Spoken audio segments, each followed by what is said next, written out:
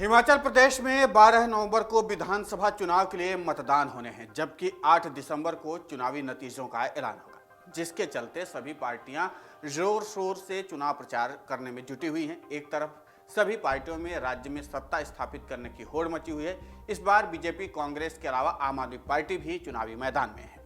चुनाव में जीत हासिल करने के लिए तीनों ही पार्टियों के नेता जी जान से प्रचार कर रहे हैं। हालांकि ये तो आने वाला समय ही बताएगा कि किसकी सरकार बनेगी। दूसरी तरफ हिमाचल विधानसभा चुनाव में कांगड़ा जिला की हॉट सीट माने जाने वाली फतेहपुर में प्रदेश का सबसे रोमांचक चुनाव होने जा रहा है। दरअसल यहां मिशन रिपीट का दावा कर रही सत्तारूढ़ भाजपा का मुकाबला भाजपा से ही है। पार्टी ने वन मंत्री राकेश पठानिया का हल्का बदलकर नूरपुर से फतेहपुर कर दिया, जहां पर राज्यसभा सांसद रहे और पार्टी उपाध्यक्ष कृपाल परमार बागी होकर के आजाद चुनाव लड़ रहे हैं। यही नहीं, पहले भाजपा के ही पूर्व मंत्री एवं सांसद रहे राजन सुशांत आपके टिकट पर चुनावी मैदान में हैं। बता दें कि फतेहपुर का चुनावी इतिहास देखें तो यहां भाजपा का खेल बिगाड़ा है। कांग्रेस के पास यह सीट पिछले 13 वर्ष से है। भाजपा ने अधिकतर इस सीट पर बाहरी व्यक्ति को ही चुनाव मैदान में उतारा, जिससे भाजपा को नुकसान उठाना पड़ा।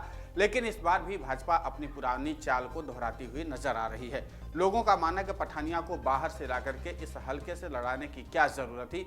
इसी बात से तिलमिलाए कृपाल परमार ने बतौर आजाद उम्मीदवार ताल ठोक दिया है। हालांकि हिमाचल विधानसभा चुनाव में फतेहपुर विधानसभा सीट हॉट सीट बनकर उभर रही है। ऐसे में अब तक के चुनावी हालातों को देखते हुए यह कहना गलत नहीं होगा कि अब फतेहपुर का विधानसभा चुनाव भाजपा कांग्रेस के बीच में कम बल्कि भाजपा बनाम भाजपा का अधिक हो गया है। एक तरफ इस निर्वाचन क्षेत्र में यहां से मौजूदा विधायक कांग्रेस के भवानी सिंह पठानिया, वन मंत्री राकेश पठानिया और भाजपा के ही वरिष्ठ नेता रहे राजन सुशांत सहित कृपाल परमार की दावेदारी ने नए समीकरण पैदा कर दिए हैं, जिससे फतेहपुर हॉट सीट पर 4 दिग्गजों के चुनाव में उतरने से यहां मुकाबला 4 कोणीय हो गया है। दूसरी ओर से भाजपा ने वन मंत्री राकेश पठानिया को यहां से टिकट दिया, जिसके चलते बड़े स्तर पर गुटबाजी देखने को मिल रही है। कांग्रेस से भवानी पठानिया, भाजपा से राकेश पठानिया और आम आदमी पार्टी से डॉक्टर राजन सुशांत और कृपाल परमार ने निर्दलीय चुनाव लड़ने का ऐलान किया है। ऐसे में भाजपा के लिए इस सीट को अपनी झोली में डालना काफी मुश्किल होगा। आपको बता दें कि फतेहपुर में सुजान सिंह पठानिया के निधन के बाद 2021 में उपचुनाव हुए। कांग्रेस ने उनके बेटे भवानी पठानिया को टिकट दिया और भाजपा ने बलदेव ठाकुर को प्रत्याशी बनाया। उस समय भी पार्टी में टिकट न मिलने से बगावत हुई थी। नतीजतन भवानी ने भाजपा को हरा करके पहली बार विधानसभा में प्रवेश किया।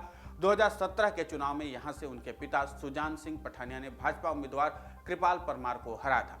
अगर विधानसभा क्षेत्र फतेहपुर के पिछले चुनावों पर नजर दौड़ाएं तो बीजेपी बहुल क्षेत्र फतेहपुर में कांग्रेस पिछले 13 वर्षों से विजय भाव का आशीर्वाद प्राप्त किए हुए। पिछले हर चुनाव में बीजेपी के असंतुष्ट नेताओं ने ही बीजेपी की नैया डुबोने में और कांग्रेस को जिताने में अहम भूमिका निभाई है। ऐसे संकेत इस वर्ष भी मिल रहे हैं। अब सबसे बड़ा सवाल यह उठता है कि जिस फतेहपुर सीट पर भाजपा ने दर्जनों टिकट दावेदारों को बाहर का रास्ता दिखाकर बाहरी प्रत्याशी को चुनावी मैदान उतारा है, तो क्या भाजपा ये सीट अपने पाले में लाने में कामयाब हो पाएगी? क्योंकि हाईकमान द्वारा राकेश पठानिया को फतेहपुर का बीजेपी का प्रत्याशी बनाना टिकट के अन्य दावेदारों नेताओं के लिए गले में फंसी उस हड्डी के समान बन चुका है, जिसे ना तो निगला जा रहा है और ना ही उगला जा सकता है। ऐसे में राकेश पठानिया को फतेहपुर में कितना समर्थन मिलता है ये तो वक्त ही बताएगा। फिलहाल ये मुकाबला काफी दिलचस्प होने वाला है। पूरे घटनाक्रम को अगर देखें तो इसमें 4 कोणी जो मुकाबला है, इस 4 कोणी मुकाबले के मतलब बिल्कुल साफ है कि यहाँ पर हर समीकरण सेट नहीं किया जा सकता। यहाँ पर जातीय समीकरण नहीं सेट कर सकते आप, यहाँ पर कोई और कार्ड नहीं खेले जा सकते।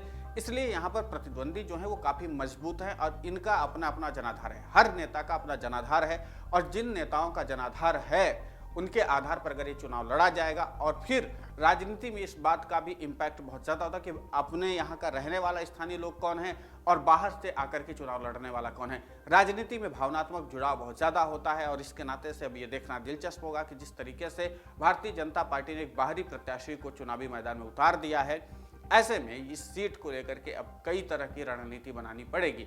लेकिन इन रणनीतियों के साथ साथ क्या लोग यहाँ पर सत्ता वापसी कर सकते हैं, क्या एक बार फिर से जीत सकते हैं? और जिस तरीके से 4 कोणी मुकाबला हुआ है वो अपने आप में दिलचस्प है। यहाँ पर भाजपा बनाम अगर भाजपा की लड़ाई है तो जाहिर सी बात है कि रणनीति के बारे में एक दूसरे के सबको पता होगी। अब देखना दिलचस्प होगा कि इस पर अंतरिम फैसला जो लेना है, यानी जो फैसला लेना है वो जनता को लेना है, तो ये फैसला जनता किसके पक्ष में लेती, किसको यहाँ से चुन करके विधानसभा भेजती है। फिलहाल इस पूरे घटनाक्रम पर आपकी प्रतिक्रिया बहुत महत्वपूर्ण होती है, हमें कमेंट करके जरूर बताएं। डाउनलोड करें अमर उजाला ऐप और पाएं खबरें लगातार। अगर आप ये वीडियो YouTube पर देख रहे हैं तो हमारे चैनल को सब्सक्राइब करें और बेल आइकन को दबाना ना भूलें। अगर आप Facebook पर ये वीडियो देख रहे हैं तो हमारे पेज को लाइक करें।